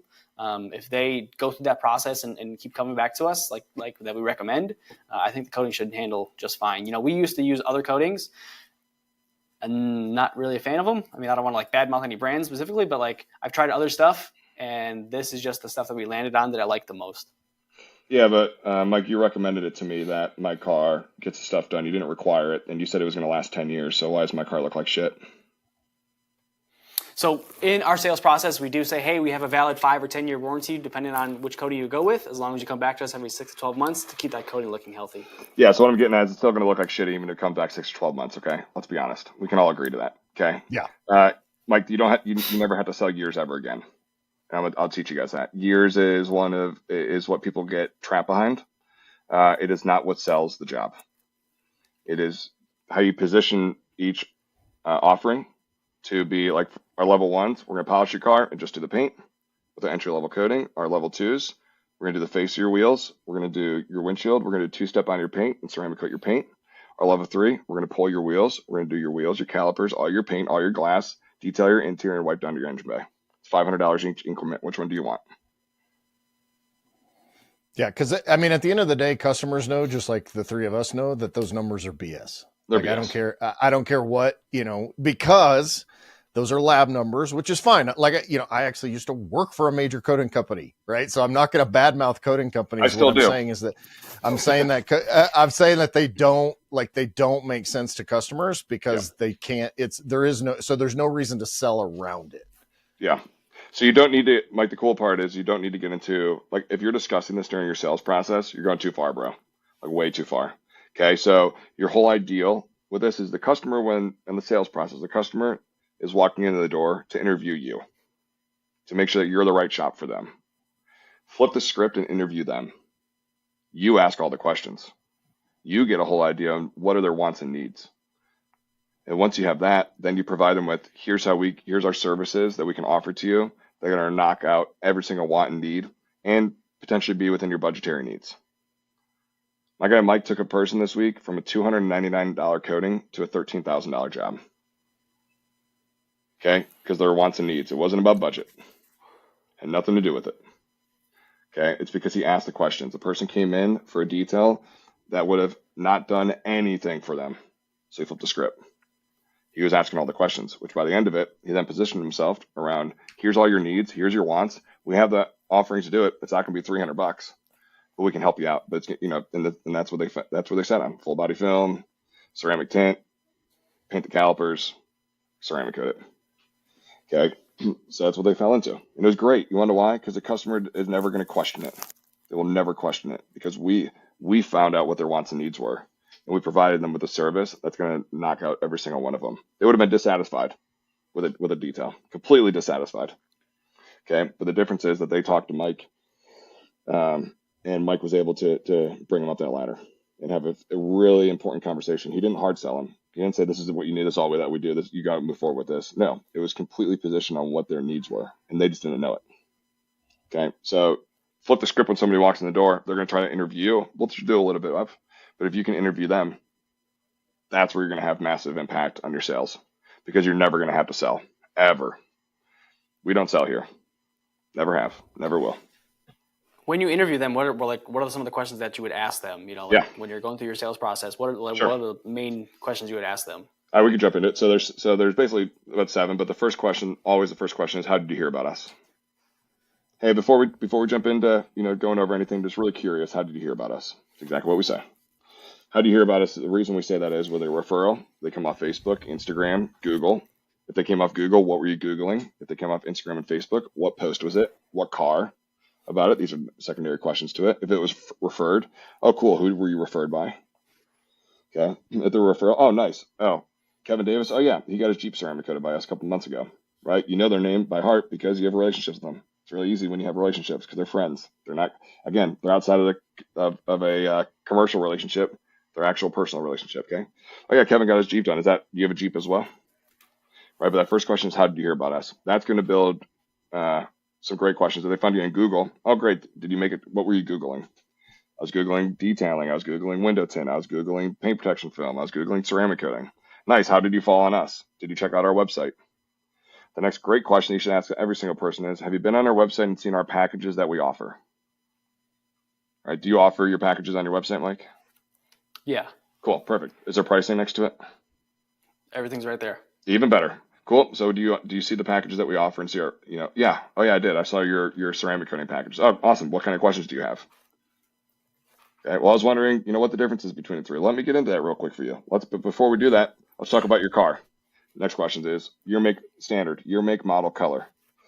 The reason I say color is because whatever fucking color they say, Mike, you say, oh, I love that color. Favorite color. Man. And the person's going to be like, oh my God, me too. I waited 6 years for this color to come out as, off a Porsche color in 1972 and blah, blah, blah. So I took detail-wise training with Chicago Auto Pros, right? And one of the main things they said during their sales training was, hey, you always got to compliment their car, right? Oh man, you got a Mustang. I love Mustangs too. Oh man, I love that. I love the red color on your Camaro. And then my favorite one was, it's a Prius. It's the best compliment you can give a Prius. Hey, Mike, I wonder where they got that from. Okay. Otterness and I are good buddies. Okay. We've talked about this 100 times. Okay. The follow up to this, though, is when they say, oh, I hate this color, be like, oh, my God, I hate that color, too. I just didn't want to say it to you. Okay. That's going to build friendship right away. Because they're going to be like, oh, my God, I don't want this yellow. It's disgusting. Be like, cool, we can wrap it. Yeah, let's wrap it. We got a color. We'll do a color change wrap. That'll be $14,000. Exactly. So now that you found out about their car, next is what do they use it for? Is it a daily driver or a weekend driver? Is it a commuter? Do they bring their kids in it or not? How long do they intend to keep it for? Is really important as well. As we can get into paint protection film and ceramic coating. Then the next question is what package you're going to position them in. Hey, I'm looking to sell it. I'm actually looking to sell this car. Okay, perfect. Let's just get this one ready. So you're going to be buying a new car. Why don't we get that in for coating and PPF? If it's a weekend car, oh, awesome. Do you take it to shows? Do you just drive it, down the side roads? Do you take it on the highway or back roads? Oh, highway. Oh my God. Rocks get flung up all the time. Back roads. Oh my God. Rocks get flung up all the time. See where I'm going here? So Is it a daily commuter? Cool. How many miles do you do? Do you drink coffee inside of it? Food? Do you eat inside of it? Right. So you're asking all these really important questions. Okay. Um, and then you start positioning yourself. So, all right. So once they give you all this information, Mike, then you can. Oh, I'm here. Uh-oh. There Sorry. he goes again. I'm back. There you go. Cool. So once you get all this information, then you can start positioning your story, and it's all about storytelling at the end. Hey, here's everything you told me. You got a Ford Mustang. It's 2020. It's black. You like to use it during the weekend. On the weekends, you go on the highway, and you also commute in it. You take it on back roads too on those weekend drives with your wife, and you love putting the top down. It's awesome. Really appreciate you sharing that story with me. So there's a couple things that we offered to you. One thing you also told me that when I asked, another great question is what bothers you about the vehicle? Like you're here today, what's bothering you about the vehicle? Or what bothers you about your car? You told me you don't want rock chips. You told me that, it takes you forever to clean these wheels and that the interior gets trashed because when sometimes you keep the top down too long and leaves fall inside of it. Right. So what we offer is a couple different things, but the main thing that 9 out of 10 of our clients go with is something called paint protection film and ceramic coating. It's a great combination that's going to protect all your needs. It's going to stop the rock chips on the front, down the rockers, behind the rear tire. We're going to go around your windshield as well. We also offer for the full body, but instead of doing that based off of the budgetary needs, I recommend our that package with our level 3 ceramic coat, which 9 out of 10 of our clients go with. Do you explicitly ask them for a budget, or you can? So it depends. If you feel that it depends, you're going to get a really good idea of who they are. So you can get a really good grasp on, is this something I should offer? Now, we just had a $22,000 Focus come in that the dude ended up spending $5,600 on it. Okay, because it was really important to him that he wanted to protect the paint. Truthfully, we tried talking him out of it. Okay, again, we weren't trying to talk him into it. We were trying to talk him out of it. Say, man, this is a $20,000 car. You don't need to spend this kind of money. Didn't matter to him. He wanted peace of mind. He was a peace of mind kind of guy. He's super neurotic. So we knew right away the minute that this stuff was on, he was going to be able to have a blast with it. Okay. But you can ask him. So if it gets to a point where you're seeing that a lot of clients are like, oh my God, that's way too much, or oh, there's no way I can afford this. Like you should be throwing the number at them first. And if it's like 7 out of 10 of your clients are like, oh, that's way too much. Okay. That's where you should say, okay, I'm probably going to need to flip my sales script to say, hey, before I jump into these packages that we offer, did you check out our website to see the packages? If they said yes to that, Mike, that already shows that they know what your prices are. You don't need to go and find out their budget. If the answer is no, then say, okay, hey, before I jump into these packages, we have packages that go from $300 all the way up to $30,000, right? So I don't want to hit you with a $30,000 package, but where do you need to be? And typically they're going to say, between like $3 to $5 grand. Happens every time. Do we offer $30,000 packages? We do. How many have we done? 1.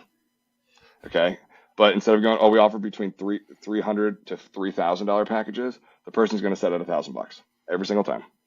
So what you're doing is they don't want to go for the most expensive. They don't want to go for the middle, but it seems like a deal. If you offer, oh my God, these people offer $30,000 packages. Sure do. Oh, but I only need to spend $5 grand. Oh my God, that's great. Seems like a deal. And it is, but they're also getting what they want. Okay. So we offer $300 packages all the way up to $30,000. Where do you need to be at? What's a comfortable area for you to be in? I have $800 to spend. Okay, cool. Let's build something around the $800 that's going to work for you. There's some things that we won't be able to do. Okay, we're not going to be able to stop the rock chips. What we can do is we can polish your car and make it look great for you. Right? We're not obviously with budgetary needs, we're not going to be able to do everything. If you want to step it up to the next level, it's going to cost you about $2,500. You know what? I think I could do that. Let's make it happen. Or even better, Mike, what happens is they'll book it and then you follow up with them, and you follow up with them the day before they come in. Hey, just wanted to confirm that you're in for your $850 polish tomorrow. I know we talked about it at the time, about 3 weeks ago, that you were considering getting ceramic coat. I just wanted to see if you have any more questions about that. What they're going to say, probably 3, maybe 2 out of 3 of the 10 times is, you know what, I was thinking about it. Just go ahead and do it. Okay, but if you don't ask, you're not going to get anything out of it. Okay, so that's basically, they give you that was a very quick entry level into it. Okay, find out where they came from, find out about their car, how do they use it, have they seen everything that you guys offer, yes or no, move forward with the storytelling. It's called the heaven to hell method. You take them to hell. If you don't get this done, your car's going to be chipped up, it's going to be scratched, it's going to look like shit in 3 years. If you get this done, your coating's going to look like shit in 3 years, but your PPF is going to look great, and you're not going to have rock chips, and the originality of your car is going to be there. Okay, you know what I'm saying? Yeah. Cool. So just build, but don't stop building relationships, Mike. That's all I can say. So I know that was a lot. I apologize for talking so much there. No, And that then was good. I mean, number honestly, like I needed that. Like I always heard people say this, but like nobody ever explains their process. So like getting to see kind of a behind the scenes view of a process is good. You know, to see a successful detail shop and see how they actually run, you know, how their sales process is a really, really mind opening, you know, eye opening thing for my business, and especially for anybody listening, you know, that wants to grow their business. Yeah. And Mike, it'll be specific to you too. So my process. when it comes to sales, you are in the presence of greatness with this gentleman below who just explained that. He's one of the best that I've ever seen. So thanks, guys.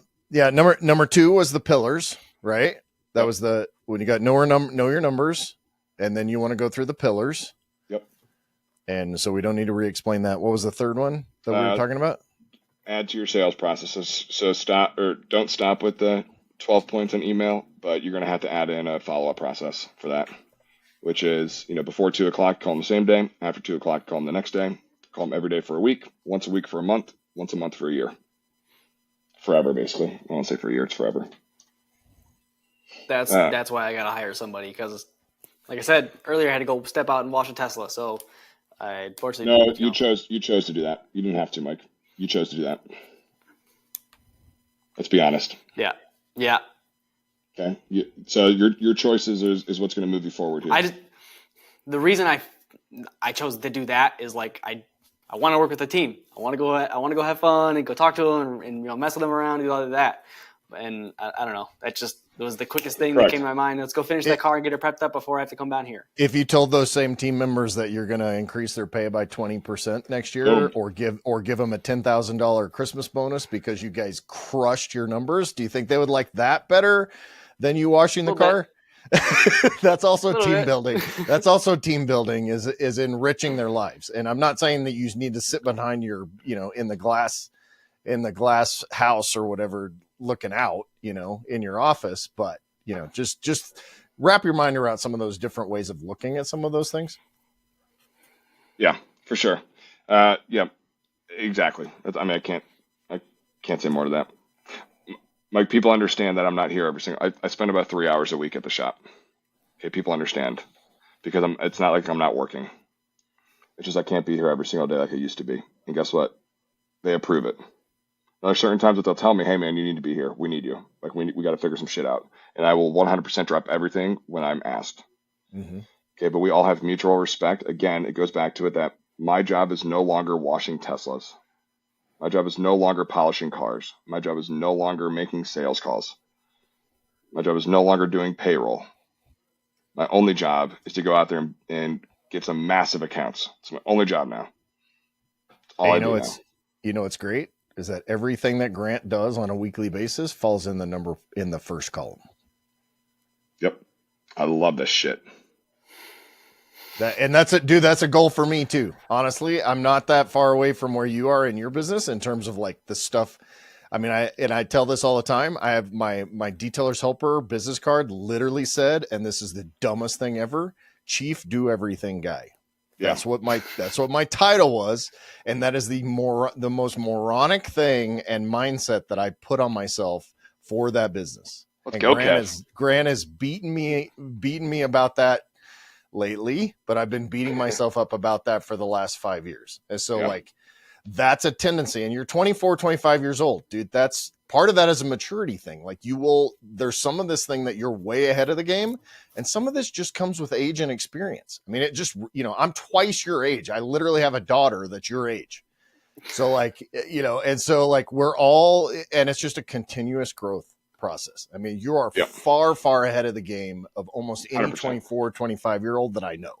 So like, don't beat yourself up. Don't get consumed by what we're talking about saying, oh, I got on that podcast, man, they just beat the crap out of me the entire time, because it can feel that way, but don't feel that way. Like this is, you know, this iron sharpens iron is the phrase, right? Like we're here to sharpen your skills and to get you to that $1 million number. If that's the number you want to be to the 900,000 to 500, whatever that number is and beyond, right? Like that's what we're hoping to do. Yeah. I got one more thing for you, Mike. You need to go celebrate. You need to give yourself the celebration that you deserve, because what you've accomplished this year is beyond incredible. And we're going to be the first two people to tell you that, because I don't think you're telling yourself that. Yep. But 100%. you deserve to be celebrated. Thank you. You're welcome. So Mike, there's a book called The 12-Week Year. Do you read books at all? No. Okay, that's fine. I should. I'll give you the idea around it is that every 3 months you need to take a week or a long weekend, but typically a week every 3 months, not once a year or once every 3 years in your situation. And you need to go somewhere of peace. Might that be you're celebrating in Arizona? You're going into the mountains and into a house because you didn't do good, but you need to take time away because your emotions are so caught up inside of you, bro, right now that you need to release. And there's no better person to release to than yourself. Yeah.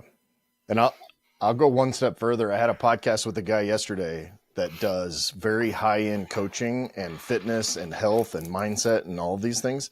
And he gave me this great idea, which is you need to take at least a half hour every day just as self-care. Yeah. Right. And so, and I've told myself that for years, and then I don't really do it, but he gave me a great idea, which is he's on his wall. He actually has a list of 19 different options for what those activities can be. And it can be like, dude, take a walk, go with your dog, play with your dog. I mean, he had like take a run or go to a sauna or whatever those things are, but to actually get away for a half hour a day and just do what you need to do and have that time dedicated. And I thought that was it's an awesome idea for myself because I don't do that enough. And it's something that just, it can recharge you and make you better at what you do. Yeah. Mike, if you follow a couple of these things, bro, you're going to have a lot of relief. You will. You're getting caught. I could probably tell you're getting a little caught up in the online of you're comparing yourself to others, which is very difficult not to do. We've all done it. We all continue to do it. If you just unfollow every detailing related Facebook group that you are currently in. And I'm not kidding. Yeah. Like it's you, the toxicity. Honestly, like there's like a couple worthwhile pages and like very few and far between, like very, very few. Yeah. There's so many guys that like they go on there and they're small business, like they're not even businesses. They're just dudes who wash cars or like vacuum cars and do stuff like that. It's not, Grant's not on Facebook all day long and helping people like that. He's going and building his businesses and getting wholesale accounts, so it's a different thing. And we always say, who's not on social media bragging and creating drama? People that are too busy working and cashing checks in order. I'm not even working. You're just cashing checks. I wish I was doing that. I just don't. Oh, I'm sorry. You have an accountant to cash those checks. You don't. You don't even got to do that. Man. Be super proud of yourself. I think what you're doing is awesome. I think, the nice thing about starting from where you are is that you literally can just go up, right? Like that's you've got all of those pieces that you need. And I'm just going to steal from Grant. You've got all the pieces are already there. You just have to put in, people and process in order to get it done. And, I think we'll come back to you. We'll see how it goes in the next, couple of months and see where you're at. Cause that'll be a good test. Cause like you said, we're in a challenging time. I'm not going to say slow period. You're in a time that requires different methodology in order to be successul.